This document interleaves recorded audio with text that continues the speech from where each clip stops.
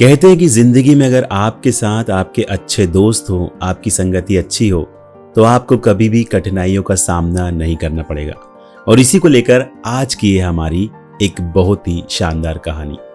ये कहानी है राहुल नाम के एक लड़के की, जो कि पढ़ने में बहुत तेज था। हालांकि राहुल एक बहुत ही गरीब परिवार से था, लेकिन पहली क्लास से लेकर 12वीं क्लास तक वो हमेशा अपनी क्लास में टॉप करता था। हमेशा वो फर्स्ट डिवीज़न में आता था और कई बार ऐसा भी होता था कि वो उसकी डिस्ट्रिक्ट में, उसके प्रदेश में उसका प्रथम स्थान आता था। जब राहुल इतनी लगन से पढ़ा करता था तो उसके परिवार वाले हमेशा सोचा करते थे कि जब ये राहुल पढ़ लिख जाएगा, इसके पास डिग्री आ जाएगी, ये कुछ नौकरी पालेगा, तो हमारी सारी परेशानियां दूर हो जाएंगी, क्योंकि इसके सारे परिवार वाले बहुत ही गरीब कंडीशन की, उनकी स्थिति जो थी बहुत गरीबी वाली थी। राहुल पढ़ता गया 10th class, 11th class, 12th class, और इस तरह से उसने अपना स्कूलिंग पूरी खत्म कर ली और वो पहुंच गया कॉलेज में। उसके मार्क्स के आधार पर उसे एक बहुत अच्छा कॉलेज मिला, लेकिन जैसे ही वो कॉलेज में पहुंचा उसकी संगति बदल गई। वहां पर उसने कुछ बिगड़े लड़कों के साथ दोस्ती कर ली, जिनके साथ वो दिन भर घूमता रहता था और कुछ गलत आदतें भी पाल ली। वो रात को घर पर लेट आता था और उसकी क्लास में उसका प्रदर्शन बहुत अच्छा नहीं था। राहुल के घर वालों ने उसे काफ़ी समझाने की कोशिश की कि बेटा, ये जो तुम्हारी संगति है ना, इस पर तुम ध्यान दो, तुम्हारा ग्राफ नीचे आता जा रहा है, तुम धीरे धीरे पढ़ने में बहुत कमज़ोर होते जा रहे हो। लेकिन राहुल को अहंकार भी आ चुका था, क्योंकि वो जिनकी संगति में था वो काफ़ी पैसे वाले लोग थे और उसको पता चल गया था कि पैसे वालों का रहन सहन कैसा होता है। राहुल अपने घर वालों को दो टूक जवाब देता था, तुम मुझे समझाओगे कि मुझे किस तरीके से रहना है? तुम लोग, जिसने कभी स्कूल नहीं देखा, जिसने कभी कॉलेज नहीं देखा, और मैं शहर के इतने बड़े कॉलेज में पढ़ता हूं, और तुम लोग मुझे समझाने की जरूरत कैसे कर सकते हो? राहुल के घर वालों ने कई बार उसको समझाया, कई बार रिश्तेदारों ने उसको समझाया, उसके पुराने दोस्तों ने उसको समझाया, लेकिन राहुल नहीं माना। समय इसी तरह से निकलता गया और एक दिन उसके फर्स्ट ईयर के एग्जाम आ गए। राहुल एग्जाम में बैठा, एग्जाम के रिजल्ट आए और रिजल्ट आने पर रिजल्ट क्या था उसको देखकर सारे लोग चौंक गए। जो लड़का पहली क्लास से 12वीं तक हमेशा टॉप करता था, वो लड़का आज फेल हो गया है। रिजल्ट आने के बाद राहुल ने अपने आप को एक कमरे में बंद कर लिया।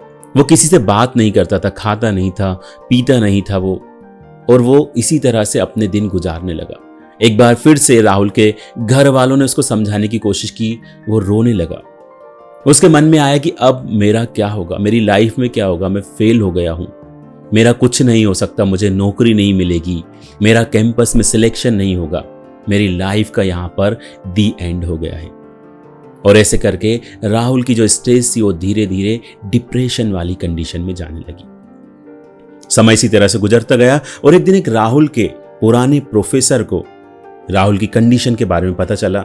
उन्होंने राहुल के घर वालों को फोन किया और कहा कि आज मेरा जन्मदिन है और आप लोग राहुल को मेरे घर पर भेजिएगा और उनसे कहिएगा कि आज मेरे पुराने सर ने डिनर पर बुलाया है। ये बात राहुल के घर वालों ने राहुल को बताई तो राहुल ने मना कर दिया, लेकिन उसके घर वालों ने समझाया कि बेटा, आज तुम्हारे प्रोफेसर साहब का जन्मदिन है, उन्होंने इतने प्यार से तुमको डिनर पर बुलाया है, पहली बार बुलाया है और उन्होंने कई बार तुम्हें अच्छी शिक्षा दी है, तो शायद तुम्हें जाना चाहिए। बहुत मनाने पर राहुल मान गया।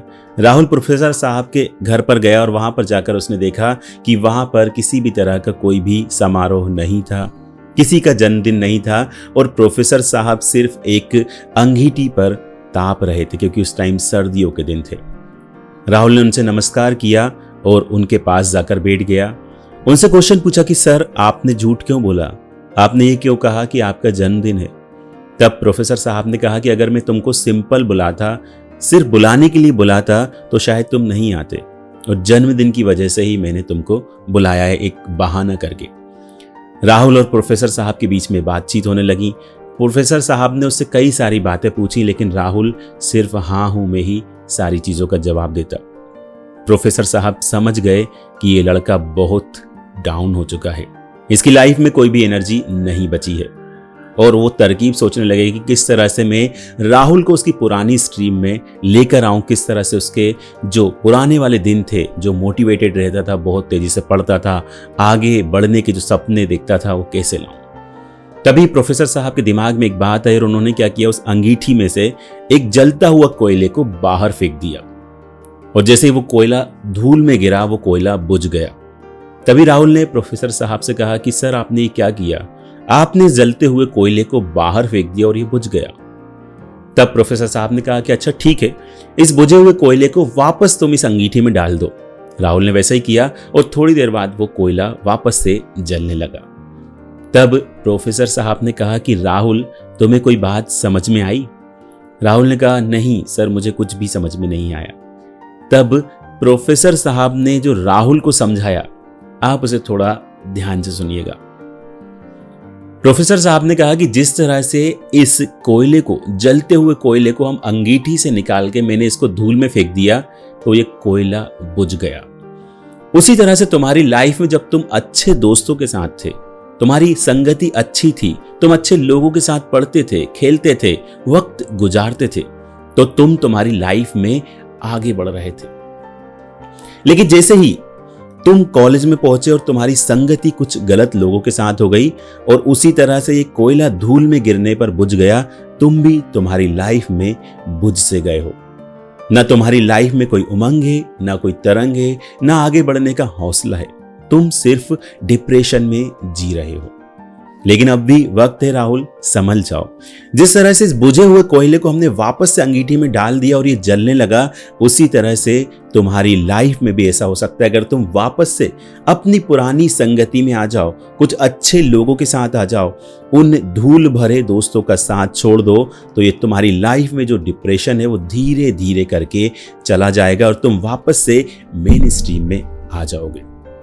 इतना सुनकर राहुल अपने घर पर वापस आ गया।